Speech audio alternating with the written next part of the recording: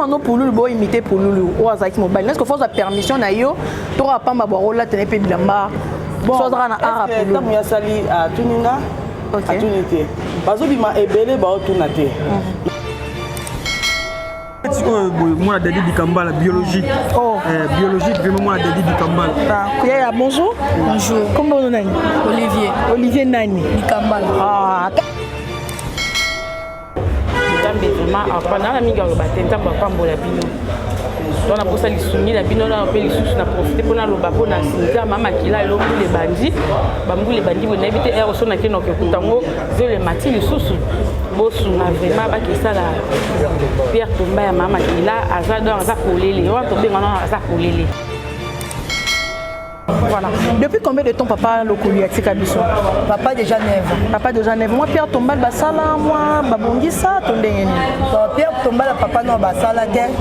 Non basala te moi na to lo bela mukaka. Ba fanatique na ye, ba o ba lingaki. Moi 100 francs, moi 200 et ça va bien. Tout ça la papa Pierre Tombal, ti le papa na Pierre Tombal tazaka libaneza quoi. Nga jeni na zaka na matanga na pa de matanga. D'accord. Maman Jeni to luka yo poto son en large sur Pierre Thomas na papa Lokoli. C'est pas ça va te bien ça va faire belé partout dans le monde et au sein qui to mingi so va pas contacter pour que beaucoup ta contact na moso copie ça n'aura contact. Mais on en a un téléphone ils a 089 71 21 372. OK.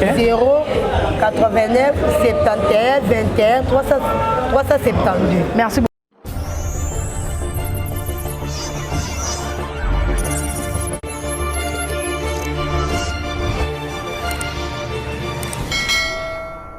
Merci beaucoup à tous les abonnés de Kin Tendance Officielle TV. Merci d'être toujours connectés et branchés dans notre chaîne. Merci de votre fidélité, de votre patience. Meilleurs vœux, joyeux Noël chez vous, bonne année 2022. Tabitendront pour vous servir. Merci de votre union, surtout au soutien à Rabisso, de près et de loin, avec votre prière, avec vos commentaires, vos suggestions, vos remarques. C'est toujours la bienvenue chez vous. Laissez-moi dire merci à Martinez Sall à la prise de vue. Je dis merci également à Patrick Mosengo, le boss américain, sans oublier le sponsor officiel de cette chaîne, Moké 9278, l'artiste, un grand rappeur dans l'Angleterre. Alors, nous sommes ici à l'activité de papa JP Massamba et c'est un ici artiste, comédien, Tikabiso.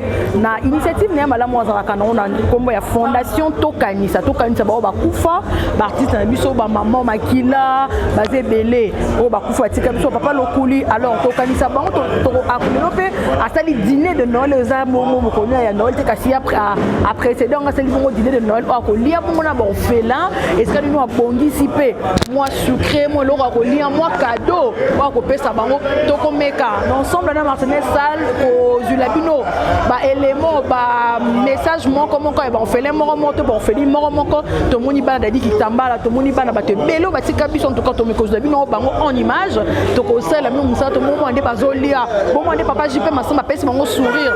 Dans cela il y a activité dans la fondation na Tokanisa. Merci beaucoup na bani. Nous sommes toujours na biso. Non tout le monde appelle moi aussi papa Chikopulu pour fatika biso acteur na biso muni non to les belé en tout cas na bana na to Zulabino restez toujours branchés sur notre chaîne Kin Tendance Officielle TV. Merci.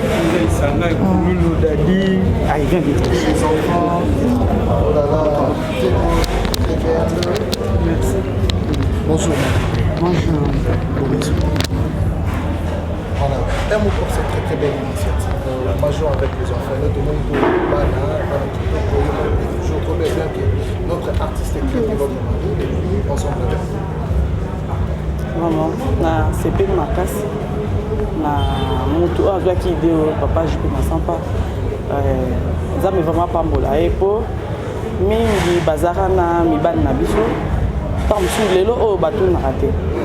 Trop coûte un peu la place pour les cas tout banaté. Mais il y a vraiment des candidatures pour ça.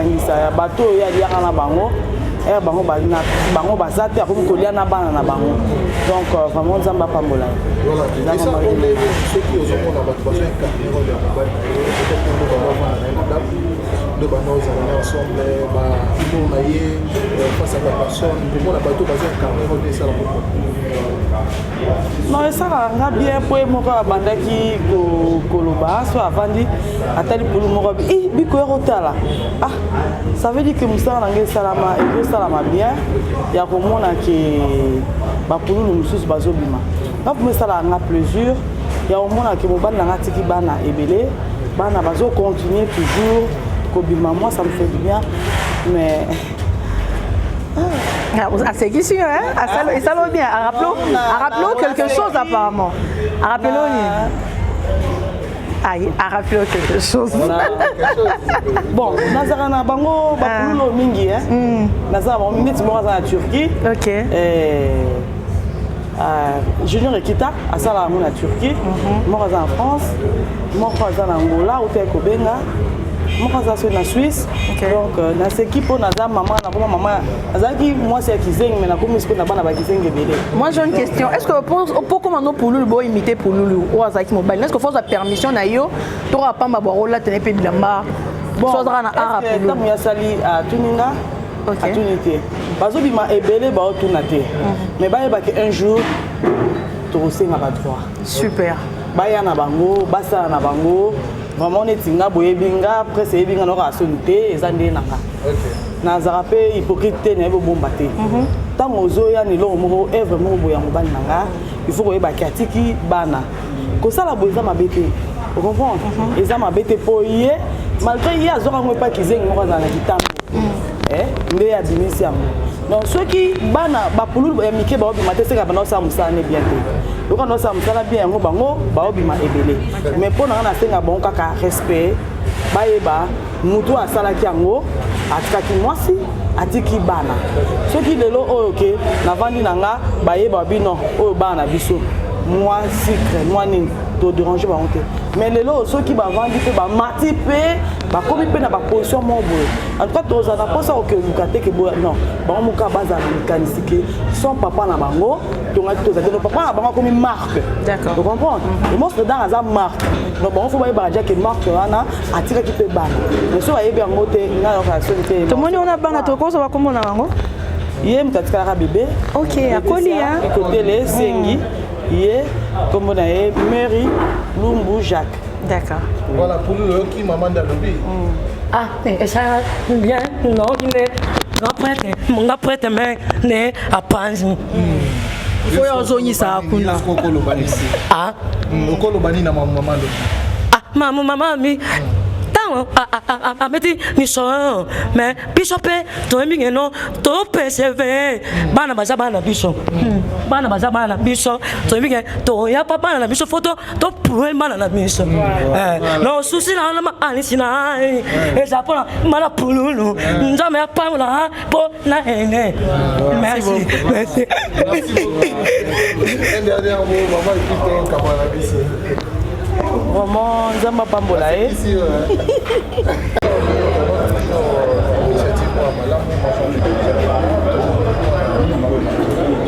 Bonjour.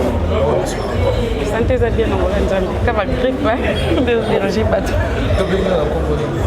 Fanny Makila. Fanny Makila. C'est une très belle initiative pour ça va s'amasser. Manger avec le soutenir la détresse. Beaucoup à non papa, merci. On organise l'orpheline au bazar. Au artiste au bakenda, batika bino batika pina bana bango. Papa Masamba azokanisa la musesengo ya artiste wana lelo pour ba reconnaître bango lisusu. Na musala ba batika ko sala na mboka na Congo. Baza ebilité ko ba ko sala eloko. Kana ko ba lota mobete banda mama nanga kufana matika to komona association moko te benganga yaka boye manifestation boye place boye lelo nga na lachini lamba ya tokanisa. En tout cas nana estemo makasi ya do estemo penza ya ko ba yebi ke moi mama kila kufa ba reconnaître tika bala na ye bengi nga na vie lamba elamba nga na petite terre nga na une invitation lelo nga na za kati ya salle oyo tokanisa ba zwati. Petite sœur n'a rien à voir.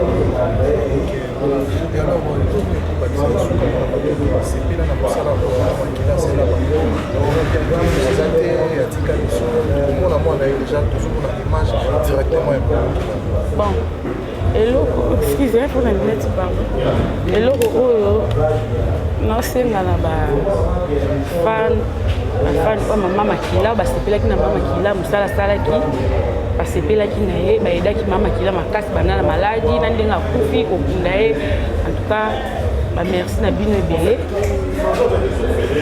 bokanisaka kaka mama makila ata na nsima ya bana na ye bokanisaka mama makila nzambe vraiment apana na mingi aloba te nzambe apambola bino tona posa lisungi na bino na mpe lisusu na profite mpona aloba mpo na sinza mama makila elo mbula ebandi bambula ebandi boye nayebi te ere so nakende okekuta yango zolema ti lisusu bosunga vraiment bakesala Pierre Tomba ya mama makila aza don aza kolele wana tobengana aza kolele bomonaki papa JP Masamba tozalaki nde na cimetière e baimage elekaki vraiment botalaki nayebi ke bobongama bozobongama mpona kosala eloko wana nazokomisaka lisu message nga moko Fani Makila bosunga mama makila esika aza pe na kimia mpo aza libanda so osali Pierre Tomba wana akota na kati bukanisa ta mosala ta na filme yaka ya singa oyo elelisa bino kombe oti poto eye bakola mafuta wana basala belvi do bafilme ya ebele mpenda asepelisa bino bukanisa vraiment mama makila. Alors Fani Makila, tu penses pas que dans le film on a yopé, oh là là, tu es en train de pleurer. Ouais, désolé Tony, on est lissoté hein. Tu penses pas que dans le film on a profil la maman Makila yebi. Bon, on a pris en kokana. Si on peut me jouer le cas maman Makila, ça sera plus mieux au rappeler bis encore de plus et ça que maman a bon maté. Au mon été. So yo jouer té. On a joué une fois au kansa, na ça peut répéter na bandela pété na babenga ka pas présence de la marque. Yaka tozaki jouer qui bien na jouer qui peut na jouer qui peut bien. D'accord. Alors surtout espérer qu'on s'y calme. Nous sommes désolés, tu es très belle, ne pleure pas. Voilà. Merci beaucoup. Bonne année. Le Noël na bino yebi. Voilà. Merci beaucoup.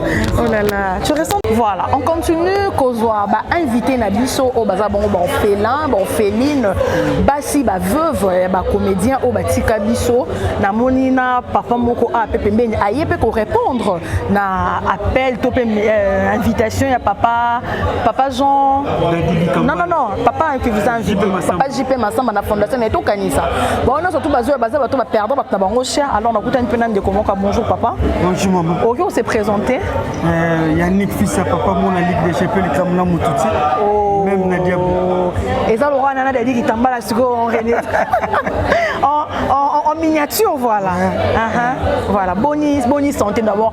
Depuis papa Koufa combien de temps pour notre zone ça va tonquer. En tout cas la santé qui tourne vraiment. Depuis papa Koufa mais Kimbeza. Combien de temps depuis papa Koufa? Non, 2 ans. 2 ans. Voilà. Vous abonnez maman, vous avez bien le boyo ko boyer pas papa, boyo le Noël na bino hein. Le 25 mais l'autre le 17 décembre, papa Kanisa Liana bino a sepelé. Là on a un message le recopé ça. Papa JP Masamba. Message na recopé ça pas président JP Masamba. Donc Nzamba bomba batinae abatini sur le délai na oazo sala parce que a laissé les moutons azo sala ba makamba bien boye ko benga bana ba. Il faut dire que ça la chaque année. Chaque année ya benga ka ndeti oyo boye moi Dadi Dikambala biologique. Biologique vraiment moi Dadi Dikambala. Bonjour. Bonjour. Comment on a Olivier Nani Dikambala. Ah, qu'est-ce que vous va bongot? Il veut on c'est pas papa dans ça théâtre. Je sais pas. Toi tu ne sais pas faire le théâtre. Un jour tu voudrais bien devenir artiste comédien. Je sais pas. Voilà. Qu'est-ce que tu peux dire sur papa JP Masamba qui vous invite aujourd'hui? Je vais juste dire merci. Que Dieu le protège, merci seulement. Voilà, merci. Ok, papa, mot de la fin par rapport à l'élément des mot de la fin, la Pessigara, merci na posa JP Masamba, moi Dadi Dikambala. Ngana za moi Dadi Dikambala biologique vraiment donc moi nous a formé dans biologique c'est Oli donc c'est Oli et moi a formé dans monde théâtre depuis 2003. Sina moi le nazaka na posa JP Massamba tout le temps makambo belé les maman yango mona bengi fils de papa bike fils de papa boya na groupe tapis rouge mobimba boya ko jouer awa yango mona groupe tapis rouge Zali toujours jouer awa en tout cas un cadeau surprise à Mopé Zali ah tout à fait normal merci beaucoup aïe Emmanuel oh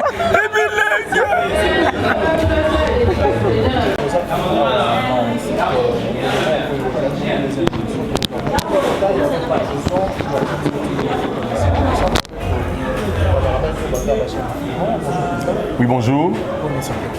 Dieu fait grâce, je vais bien. Les gars, mon amour tout même on a diabolo. Nous sommes à la biso, meilleur vœu à vous, meilleur vœu à Dr. Robert Makala Songaba. Coco Denzombo, Vemango, tu es à François Kanisa et je suis au Kanisa. Et puis Bino, meilleur vœu à vous. Voilà, merci beaucoup. Président, pour l'initiative, la deuxième édition. Déjà à la base, on peut flasher sur l'idée où il y a makanisi pour soutenir en fait, d'abord, merci à Mboka. Et ça, moi, pour l'instant, les candidats, manger avec nos orphelins, c'est biblique. Surtout, c'est ma vie de bord de ma commune, ne regrettez pas cette geste. Donc, ça m'a inspiré, sur deuxième vague, hormis soutenir les orphelins et les veuves, autant la paix, chaque année, en décembre, tout l'air en avant. Dans le pot, tout le monde a dîner de Noël. En principe, dîner de Noël, il y a un bana et tout comme ça. Alors, toujours à l'occasion, où on a Congo, pendant ça, la marathon. Au moins, peut-être que mais moi, peut-être XY, moi, je mais on a raisonné avec le CG et tout le monde. Pourquoi pas? Pourquoi ça va dans un sourire? Papa Bazati, peut-être que Dali ne plus. Il peut aussi penser, ah, décembre, monsieur Papa Zali, on a allé Soso, Shawarma, tout consommé. Papa Zati. Mais Nzamba Zali, et tout Kanzabé Zali. C'est ainsi, nous avons inspiré Gibiso. À chaque année, ton olia na banana biso. On ne peut pas parler des orphelins, mais nos enfants, nous. Chaque année, ton ozong a ravesti ga oyo, tout lia kana banana betiki. Voilà un peu.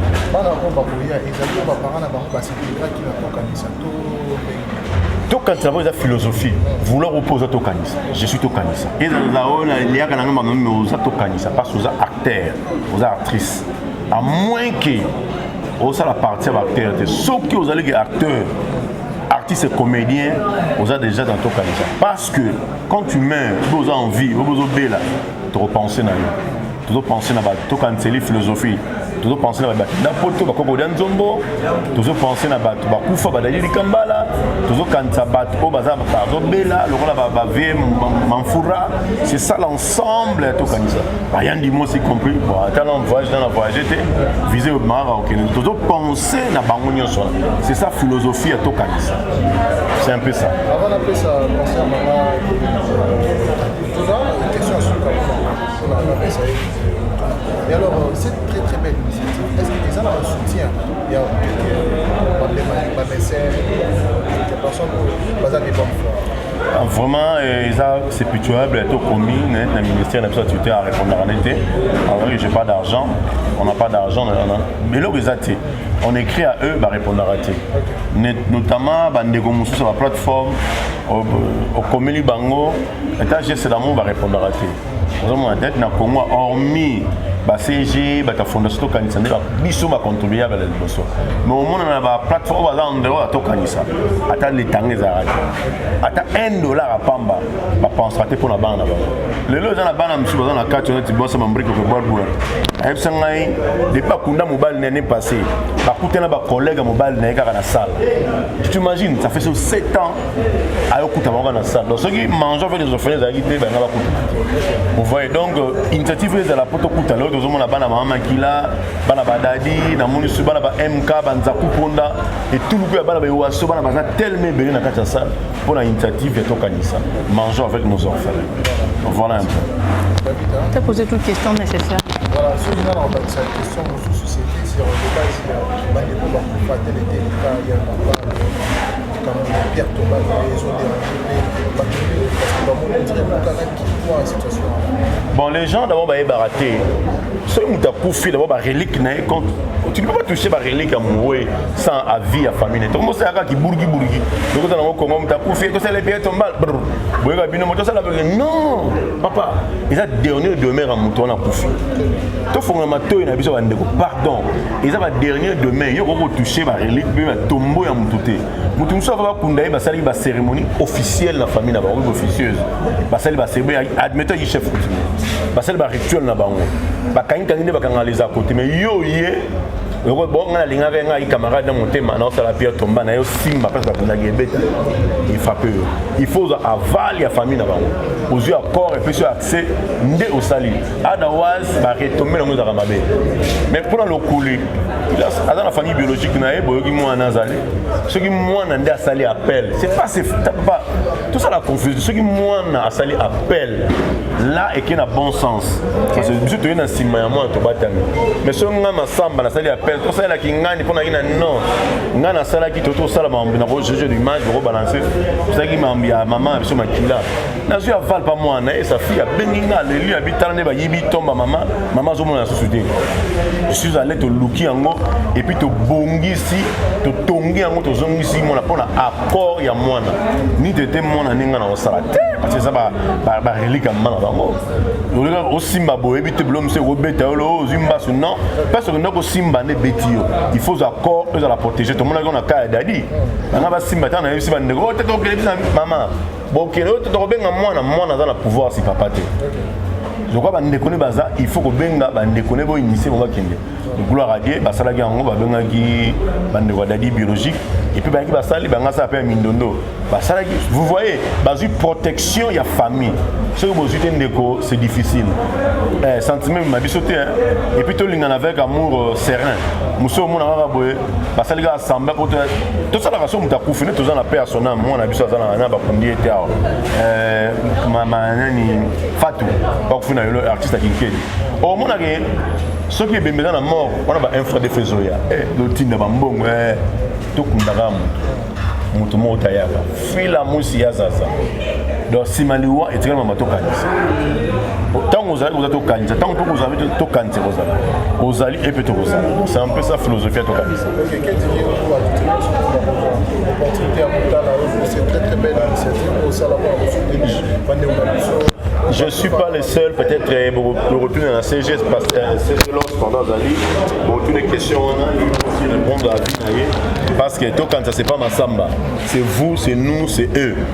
Ils ont philosophie, c'est toujours ça la ghetto quand c'est dans ma case. Mais on a été.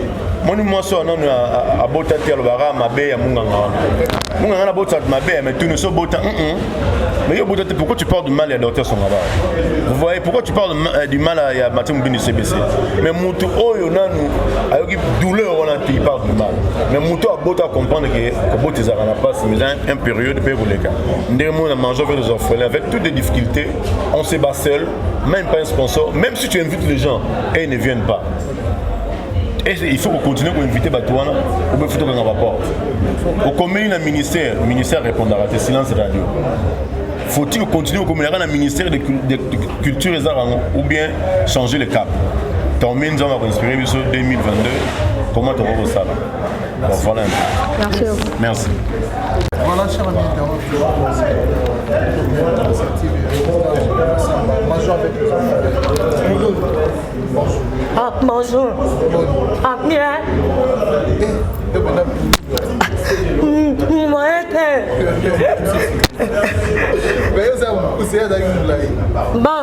Mukuse na mulai ekipate yepaza na mwa libumu yo za plat nzambe oswa ya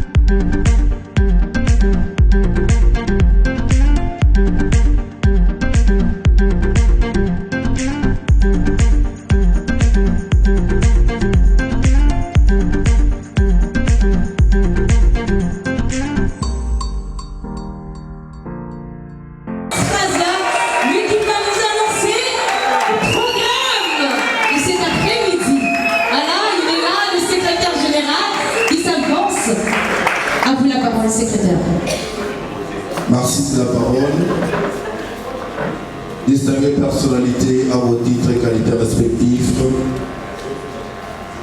chers membres des comités de la Fondation Tokanissa, chers cadres dirigeants de plateformes ici représentés, distingués invités, mesdames et messieurs, bonsoir.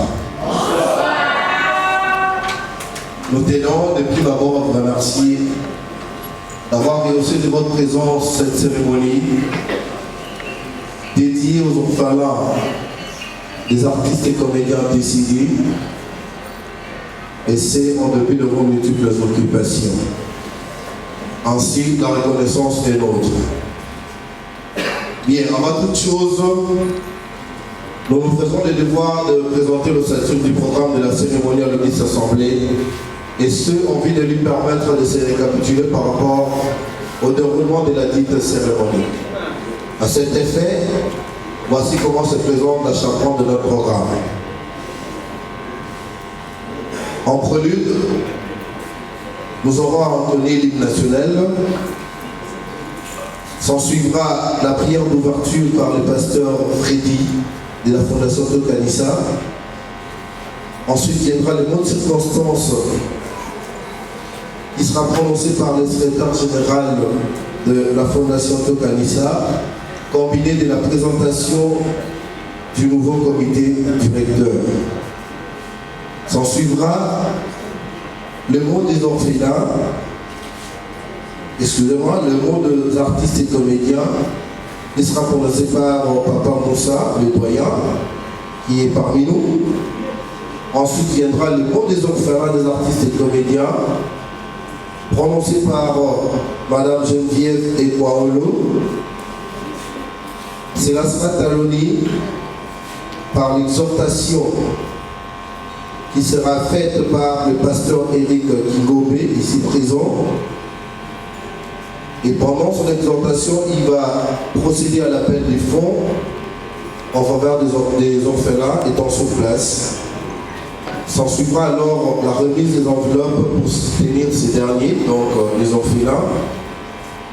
Et après quoi, nous allons passer à la projection du clip de la chanson Tokanissa et des films des artistes comédiens décédés. Et pendant ce temps, nous allons passer au buffet. Donc, la chanson projetée, les films également projetés, nous autres, nous allons nous combattre du repas. Et tout de suite après, nous allons passer à la remise des cadeaux aux orphelins. Ensuite viendra l'étape de la remise des diplômes aux artistes et comédiens qui ont excellé. Et après, il y aura le One Man Show et la prestation du ballet Tokanissa. Et pour couronner le tout, à la fin, nous allons assister au bal dansant sous la direction de l'artiste et musicien Ange Ngoma. C'était là le bref programme de notre cérémonie. Bien à présent, avant de pouvoir vous inviter à vous lever en vue d'entonner l'hymne national, nous saluons d'abord la présence de certaines autorités qui sont sur place. Je commence par la division de la culture et art de la commune de Kassabougou. Si les délégués peuvent se lever pour être accueillis, s'il vous plaît. La division de la culture et art. Voilà, nous vous accueillons, applaudissez s'il vous plaît, ils sont là. De vous asseoir. Nous saluons également la présence des présidents des plateformes des artistes et comédiens ainsi que la compagnie. Je vais inviter M. Monga et Boko, accompagné de M. Jean Chaka, y compris Kalibouda. Là, c'est la plateforme Union sacrée des artistes. Voilà, ils sont là, nous vous accueillons, puis vous asseoir. Nous allons également demander à Papa Dos Angelos. Il est à l'extérieur, jusque-là. Toujours dans l'interview. Nous saluons quand même sa présence. Applaudissons pour lui. Lui, c'est pas possible. Bien, merci. Nous saluons tous, toute l'assistance. Vous mettez la main, s'il vous plaît. Bien, à présent, avec votre permission, nous vous prions de bien vouloir vous lever en vue d'entonner l'hymne national.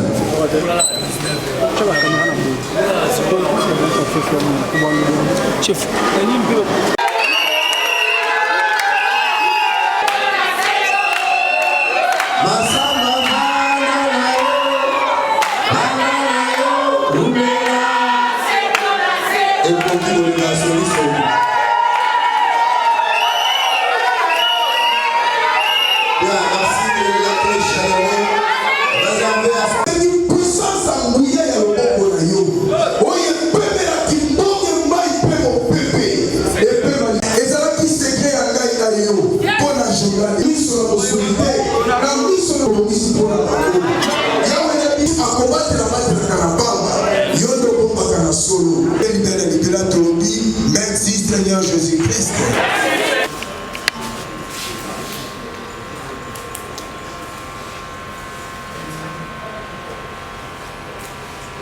Merci. En cette salle, justement pour rendre pratique l'événement que nous avons dénommé Mangeons avec nos orphelins. Pour votre gouvernement, nous sommes aujourd'hui à la deuxième édition de cet événement qui avait vu le jour l'année passée et qui continue et qui continuera pour toujours.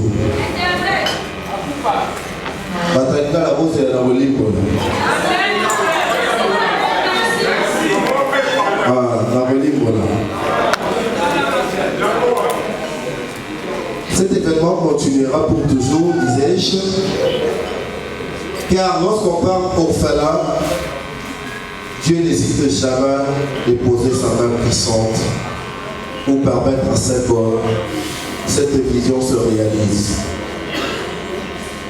Ainsi, j'ai saisi cette opportunité pour pouvoir remercier toute personne de bienfaisance qui, malgré, a pu mettre la main dans la pâte pour la réussite de cet événement. Pour cela, je vous prie une fois de plus d'applaudir pour toutes ces personnes.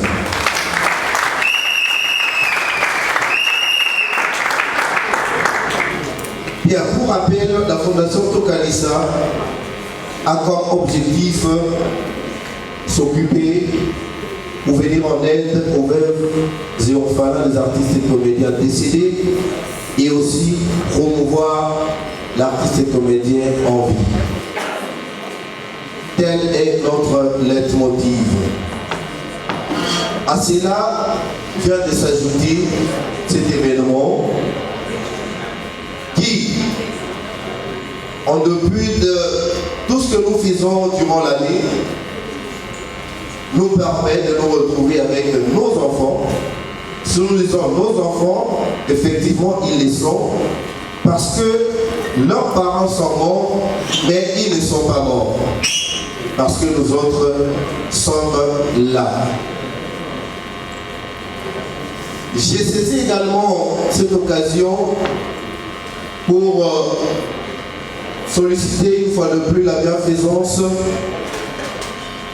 d'abord de nos autorités, les autorités de la République. Ici n'est pas l'endroit idéal pour pouvoir citer l'un après l'autre, mais du moins nous parlons en général. Nous leur lançons cet appel pathétique pour leur prouver que c'est une vision combien louable à accompagner et d'en faire un événement grandiose qui permettra un jour à réunir les orphelins, les artistes et comédiens de toute la République. Secondo, aux hommes de Dieu, vous avez également ce devoir-là de nous prêter une main forte, spirituellement, moralement. Il y a un équipe Olimbola, la Lingala, pour une mission de l'équipe Olimbola, ils n'ont pas si c'est la équipe Olimbola. Puis la Calais, que Batubayoki, Malam, Mela, Otosai. Merci.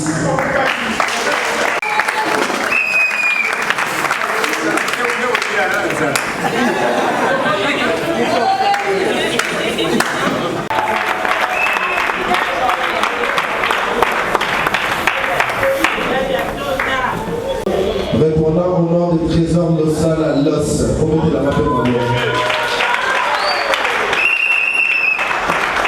J'invite notre caissière, maman Clémentine, à nous rejoindre.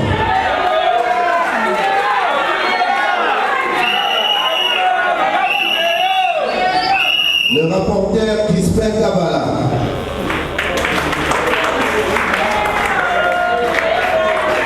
Le chargé des relations publiques Robert Casquito a carrément l'embouteillage.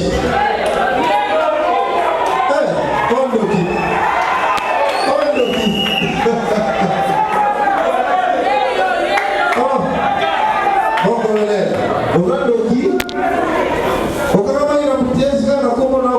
applaudissons pour Robert Casquito. Notre conseiller spirituel, le pasteur Jean-Paul Maëta de la Foi, qui est empêché. Le conseiller Papa Moussa, le doyen Papa Moussa, et on a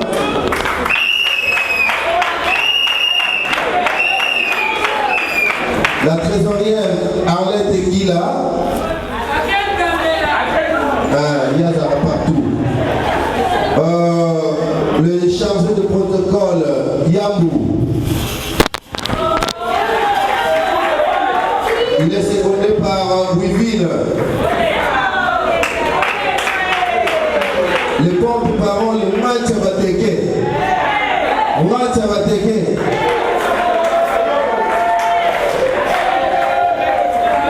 Le directeur de discipline Abalolo. Il est dans les courses à Zoya. Le chargé de presse et communication, Segon Kapanga. Il est secondé par Naomi Faïla.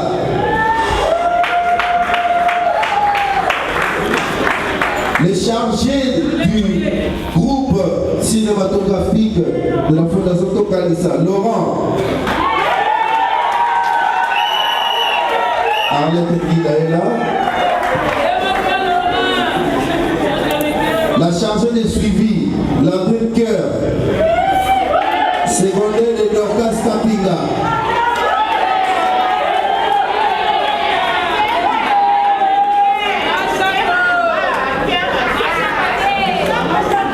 Chargé de social.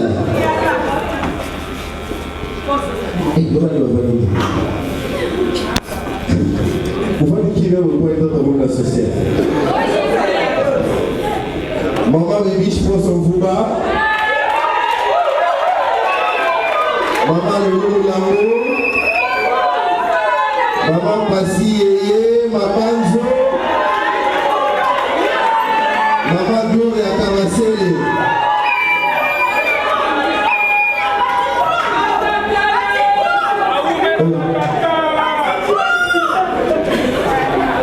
Notre technique est élue par le directeur technique lui-même, Rélique.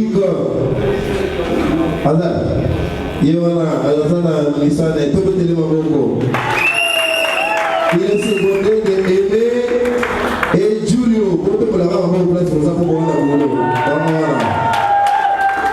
Bien, la Fondation Tokalissa n'est pas seulement nationale. Il est aussi international. Nous sommes représentés en Irlande par Papa Kialunda Koko Diazoko. En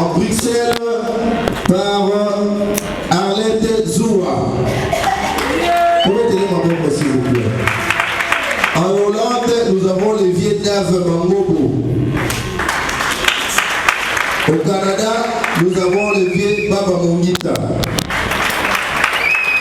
À Londres, en Angleterre bien sûr, nous avons levier René Mouringa, Papi Moussoui. Donc René Mouringa, c'est levier qui pratique, est-ce que vous l'évitez? Papi Moussoui et levier Ngalia Diagali aussi, mon prêtre, Babou Lapa, et Gaboul. Et aux États-Unis, nous avons Bonbon Fifi. Voilà ensemble le comité qui dirige la fondation Tokanisa. Dans ce qui est la Bonbon, on a beaucoup de la Bonbon Lissoussouba Boko. Et le roi Sibio, il a pouvoir, il est le patriarche des comédiens. Je lui passe la parole. Merci, Papa CG. Je ne vais pas être si long pour vous présenter la situation de la naissance du théâtre populaire. Je m'en vais tout simplement vous parler de quelques personnes, celles qui avaient commencé avec le théâtre populaire. Après, nous savons tango théâtre il y a na Congo, les acteurs en lingua français, théâtre classique. Et comme en 1960, Papa Albert Mongita, délégué, qui présentateur, il y a Conte, qui représentait Issapo. En 1961, la Bachar Jacques Allé, Papa Mongita a Tikaki le roi. Immédiatement, les Guanabis ont pembe na Mama Ewaso, après Malakimia, Papandi et le Koyo. Quand Papandi et le Koyo, Pakobengango sketch. Mais on le met dans la Katuan. Pour travailler dans le coin pendant plusieurs années. Mais comment il le coin c'est qui? Comme Koloba, Batouana, appelé les massacres à la radio, et le coin des avions, la Batoua alors que nous sommes tous passés par le corps. Alors, sketch est tamboli. Arrivé il y a présent au bout de 1965, en 66, quand la télévision est partie, a téléphoné à Youbibé. À Bakonzimo Soso, à Congoté, à réalisateur, a lui dit est-ce que et le coin a passé à sketch dans la radio. Akoki kosala nango na télévision daka biso surtout totanga mettre le cas na inité to kota la classe ya kosala théâtre. Il était difficile pour nous de les à la télévision kosala le coin de passer 2 jours na plateau de télévision. On a reçu la biloko nyonso bandako ba biloko nyonso esengelaki po tokoka satisfaire le président de la République. Deuxième jour, va annoncer le théâtre populaire de Koleka à 18h. Dans la Kissasa Mobimba, télévision Bandisika. Presque bateau nyonso qui est très attractif pour la Hollande. Théâtre populaire on a sauvé Sandé to bandi eloko à 18h 19h30 Tony Malibanda boy avenue Vangel et tondi na ba voiture na boulevard na entrée na Eten Sakalo tala ebele na mitu ba voiture camion baza kwa kota bato yango baza epa obeta na bato basalaka biloko wana bango wana tokontinue kosala ndeko masumu baye baebal mondial mosusu na tanga Congo te baye eloko wana ekomiti na moi na lelo mpona yebisa bino bandeko baartiste bonéglige mosala oyo te komona ngo eza mosala zoma te parce que tozoloba na lingala puisque tosala bavoyage ngai nakende na Pointe Noire nakomi na Pointe Noire nakuti bayebi ngai te navanda nanga na hotel namoni baza kolakisa mwana nsusu après ke kolakisa filme moko ya groupe maboko filme moko azalaki wana lobi me komoni motu wana avandi kuna ye aza na kati ya groupe na mela na lia mboko ekota na libere mpona eloko nazali kosenga na bino bane toyoka na baartiste toyoka na pardon ngai oyo naza kosenga bino natikali kaka ngai moko na bato tobande na 1960 ngai na mama ye mbala na moseka na poto mpe ndeko mosuba nani nasengi tozala eloko moko totombola eloko na biso ekende ntina poto nzambe abatela biso année prochaine malgré nazali kobela nalobi année prochaine tokokutana lisusu awa mpona kosepelisa bana na biso nakangi porte ya kufa artiste akokufa te na mbula oyo tina mbula oyo je vous remercie.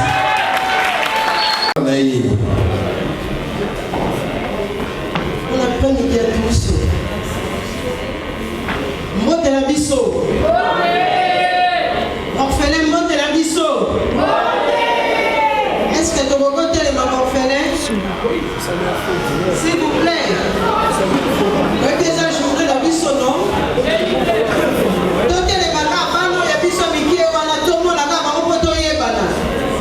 Au moins que ce soit yebani te coûter la balabala, tout le canabo. Mais quand vous ôtez les matos, il y a yepé, c'est pour merci beaucoup. Mot des orphelins des artistes comédiens décédés. Honorables députés nationaux qui ne cessent de ménager aucun effort pour venir en aide aux orphelins et veuves des artistes et comédiens que nous sommes. Je cite M. Juppé Massamba, si nous pouvons acclamer pour lui.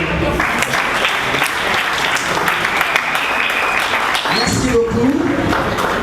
Sans omettre le membre du comité directeur pour la matérialisation de cette vision. Elle est louable. C'est ici l'occasion pour nous de les remercier vivement et prions au Très-Haut de les assister à celui qui donne la vision et la provision. Il siège de souligner que cet événement dénommé Major avec nos orphelins est à sa 2e édition. Et cela ressemble quasiment pour les orphelins des artistes décédés, chose qui ne s'est jamais réalisée dans notre pays.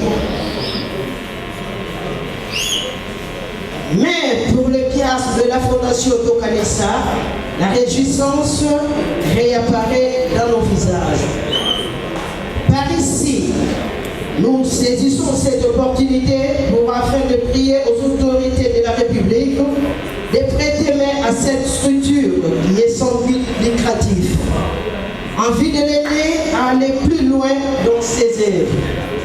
Nous ne pouvons clore notre allocution ça pour autant garder une pensée pieuse pour nos parents disparus.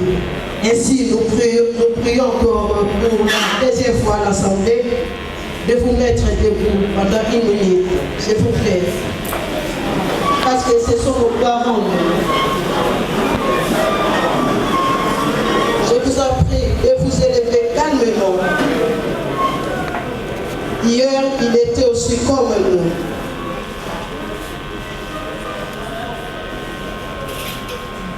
Merci, je vous en prie. Certes, nos parents sont morts, mais ils ne le sont pas réellement, car les astuces ne meurent jamais. Que vive la RDC, que vive le ministre de la Culture et des Arts, Que vive la Fondation Tokanisa. Je vous remercie.